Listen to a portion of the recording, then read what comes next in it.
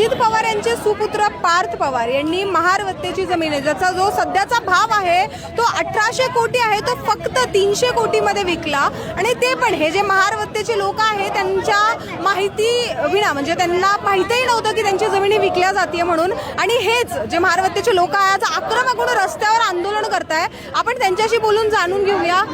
ताई, काय झाला होता हा विषय आणि कसं तुमच्यापर्यंत ही गोष्ट कळली? आता हा विषय म्हणजे महाराष्ट्र सर्वश्रुत झालेला आहे. सगळ्या महाराष्ट्राला कोपऱ्यात माहिती झालं आहे. महारवतनाची जागा अगदी 50-70 वर्षापासून महारवतनाची जागा आहे, ती शासनाने त्याच्यावर अधिकार गाजवला.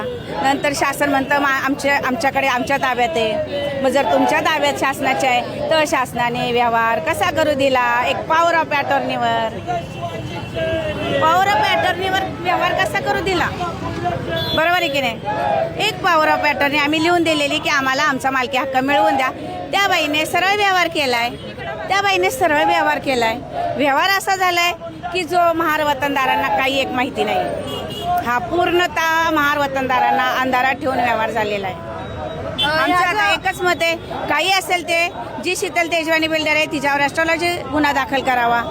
जे कोण आणखीन याच्यात अडकलेत त्यांच्यावर ॲस्ट्रॉलॉजी गुन्हा दाखल करावा आणि आम्हाला जागा परत मिळावी. शीतल तेजवानी हिनं म्हणजे तुम्हाला न सांगता ही जागा कशी गेली? परस्पर पॉवर ऑफ अटॉर्नी तिच्यापर्यंत कशी गेली होती? पॉवर ऑफ अटॉर्नी होती आमची तिच्याकडे की आम्हाला जागा मिळवून दे म्हणून आम्ही एक ॲग्रीमेंट थोडक्यात पॉवर ऑफ अटॉर्नी दिली होती तिला, पण तिने त्याचा गैरफायदा घेतला.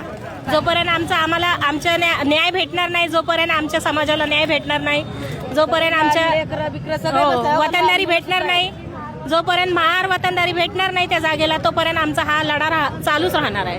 आणि जर त्यांनी तुम्हाला काही उत्तर दिले नाही तर मग तुम्ही काय करणार? नाही, त्यांना समोर यावंच लागणार आहे, द्यावंच लागणार आहे त्यांना. प्रत्येक प्रश्नाचे उत्तर त्यांनी द्यावेच लागणार आहे.